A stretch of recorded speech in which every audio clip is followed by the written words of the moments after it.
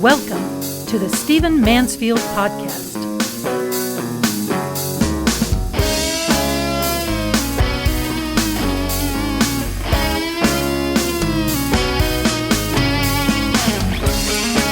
Well, welcome to the Stephen Mansfield Podcast. Great to have you with me. Let's dive in. As you know, President Biden recently announced a student loan forgiveness plan.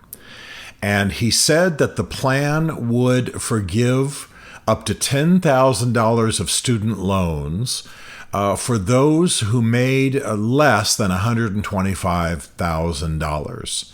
He announced this a few weeks ago from when I'm recording now, just as the fall was beginning to dawn, the emotional fall as I call it, people going back to school, students returning to universities, and also the political season for the midterm elections really ramping up. Now, I don't so much want to dive into Mr. Biden's political motivations. I'll speak to that a little bit. I mainly want to describe to you how it works in D.C. and make this radical statement. It's possible this plan will never actually be implemented, and that the result will be an effect upon the midterm elections, which Democrats have been trying to turn around. Only recently have they gotten themselves out of the ditch, because predictions 6 months ago, which were that the GOP was going to absolutely destroy Democrats and probably flip the House and the Senate.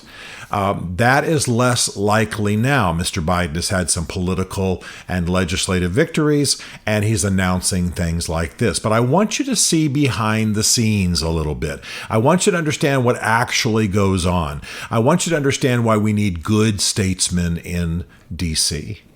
Now, I'm not much of a fan of Joe Biden's. You know that I try to be objective in my politics. I'm slightly right of center, not hard right, and I try to speak well of the other side when I can. I work with people on both sides of the aisle to accomplish noble purposes. My firm consults with people on both sides of the aisle. We don't consult with anybody we don't agree with ideologically, but there are people on both sides of the aisle that we believe to be good and noble and who are doing good things and that hold our values. And so we're willing to work with them and advise them. Joe Biden is a consummate politician. And trust me, I'm not going to take this entire podcast to criticize him, but he is a consummate politician. He's been on the Hill for almost 50 years. Prior to that, he had a brief period as a lawyer, but his whole life has been political. And he is known in D.C. to be a politician's politician. I mean, he is a guy who knows how to play the game and play it well. Well, that's having huge impact upon our country. For example, Mr. Biden decided to rip us out of Afghanistan, despite the fact his generals were telling him this would not work, and it would be destructive, and it would cause devastation in Afghanistan, and it would probably cost American lives. His generals were telling him all of that. Despite that, Mr. Biden, the consummate politician, wanted to get the U.S. out of Afghanistan within 20 years of 9/11. And that was his goal. He wanted to hit that mark. He wanted to hit that anniversary because it's how a politician thinks. He can hear it echoing in speeches. He can hear himself bragging that he brought the 20 years to an end, kind of thing. And so he took us out of Afghanistan far before we should have been, against the advice of his own defense people, and the devastation's obvious. It did cost American lives. We left hundreds of billions of dollars worth of material in country that now the Taliban is using, and now Afghanistan is more under the grip of the Taliban than ever. By the way, just to show that I'm not trying to be hyper-partisan, Mr. Trump made the same mistakes in the sense that he negotiated with the Taliban as though they were the representative party of Afghanistan, strengthening their position and positioning them for the takeover that they have now effected. Both administrations screwed up, and screwed up badly when it came to Afghanistan. And so I say this just to say that this is why I'm not a big fan of Joe Biden's. He is a politician. He thinks in terms of these symbolic things, and clearly he did not know what he was doing in the withdrawal from Afghanistan. Well, we have much the same situation when it comes to this student loan forgiveness plan. Now, let me start broad and say that I am absolutely in favor of rescuing American students from the grip of an almost mafia-like industry of student loans. I agree 100% with my friend Dave Ramsey, who's done a fine documentary on this topic and who speaks to this often.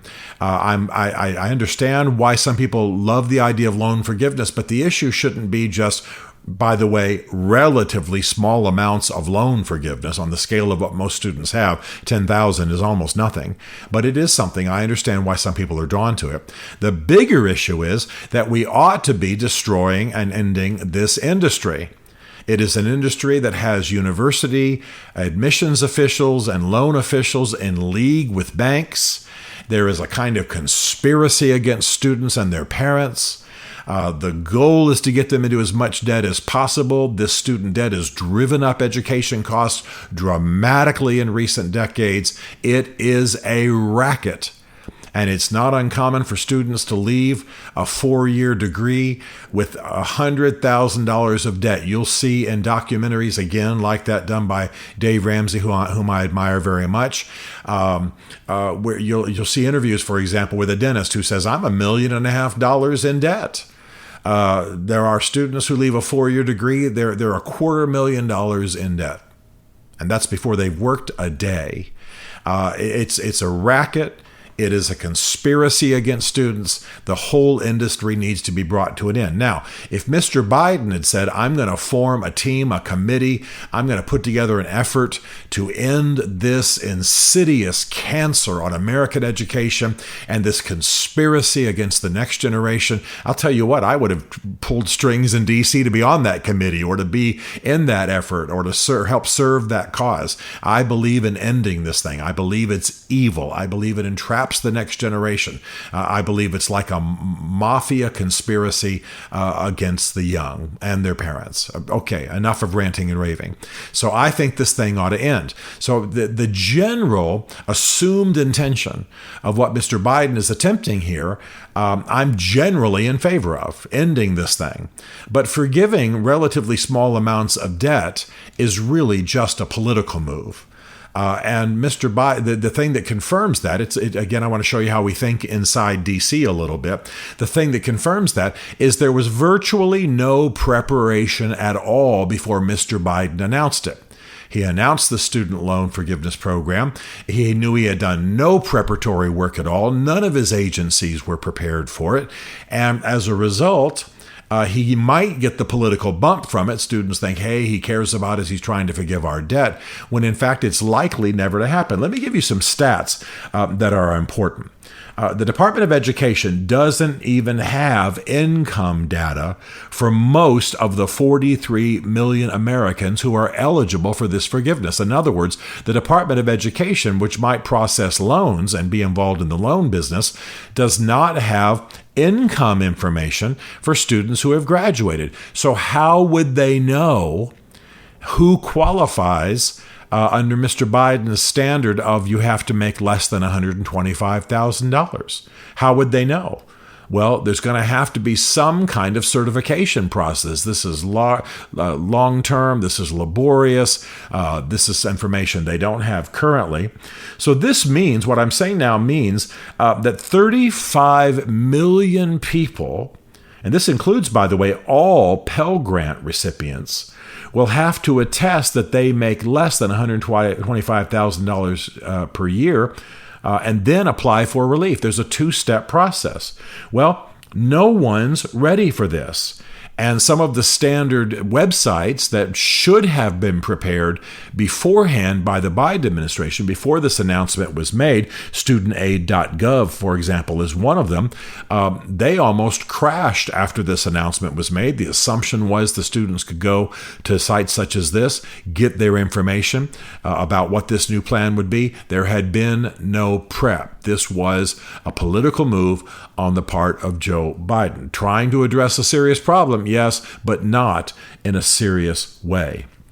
The Department of Education hasn't released the website yet where people can apply for loan forgiveness by attesting that they meet the income requirements. It's still unclear when that will be released. It's stunning. It really is amazing what has happened here.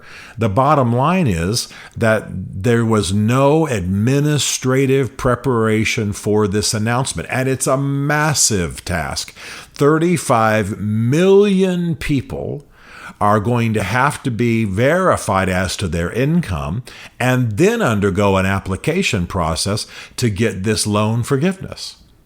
Now, at the same time, you know that there has been a student loan moratorium going on for quite some time during COVID. They didn't want students to be burdened with paying their student loans back, and so there was a government moratorium on those payments. Well, that suspends in January. Okay, that suspends in January. We are largely past COVID. We now know how to handle it. We know how to handle it in our society. Yes, there are still deaths. Yes, we're still dealing with the incursion of monkeypox and what have you, which is a fairly select group of people in the U.S. But for the most part, we are past COVID. That's why we're not wearing masks on planes, et cetera, et cetera, et cetera. You know this. Well, so in January, the moratorium suspends. What does that mean? That means that there's a clock ticking. That the people, the millions, the tens of millions of people who are going to benefit from this, if it actually happens, are eager to get themselves certified as making less than $125,000 and apply for this loan forgiveness between now and January. And there's been no preparation. There's been no systemic preparation. His administration was not prepared. There's no instruction on how to apply. There's no information. It really is stunning. And so you have a program that is of political benefit, but the Biden administration didn't do the serious work that has to be done for this to actually happen. What should happen, what a good leader should do, is you have a plan. You tell your people you want to be able to execute this within 6 weeks or what have you. Basically, it's like Kennedy saying we're going to the moon by the end of the decade. Get it done. And when you make the announcement, it's not just hot air, but you can tell all these students, go to studentaid.gov, go to this website. We'll have this opened up on a certain date. We're ready for you. We're prepared. We've done the work. We're going to get this done. We're going to get it done by the end of the year. That's statesmanship. That's leadership. And that's not what Joe Biden did. So my point is not just to beat on Joe Biden, whom I think we all know as a politician, and a lot of this in his head was about the midterm elections. It's quite possible this student loan forgiveness plan is not even going to happen. It could just get ground down in the bureaucracy. It could be rescinded. It's possible that a GOP flipping of a House and the Senate could shut it down. There was just no prep. There was no serious governance on the part of the Biden administration. But I want to say as I end this podcast that I believe this is a noble cause, not so much the forgiveness of $10,000 per student, which is something but not very significant given the scale of student debt in America. I believe this industry needs to end. I believe this mafia-like conspiracy against the young and their parents needs to end. I believe that this is an evil, and it's destroying lives, and it's a burden on the next generation. And it by the way, it really has almost a RICO, racketeering, influence, corrupt organization, kind of a legal violation status in the collusion between universities and lending agencies. The whole thing is corrupt and needs to end. So I'm with all of that. My problem with Mr. Biden is not that he's talking about this issue, it's that he's not serious in what he's proposing. What he wanted to do was win midterm elections. What he didn't want to do is liberate the next generation. Stephen Mansfield is a New York Times best-selling author, a popular global speaker, and senior fellow for public leadership at Palm Beach Atlantic University. His groundbreaking books on faith and society include The Faith of George W. Bush, The Search for God in Guinness, Mansfield's Book of Manly Men, and Lincoln's Battle with God. Learn more at stephenmansfield.tv.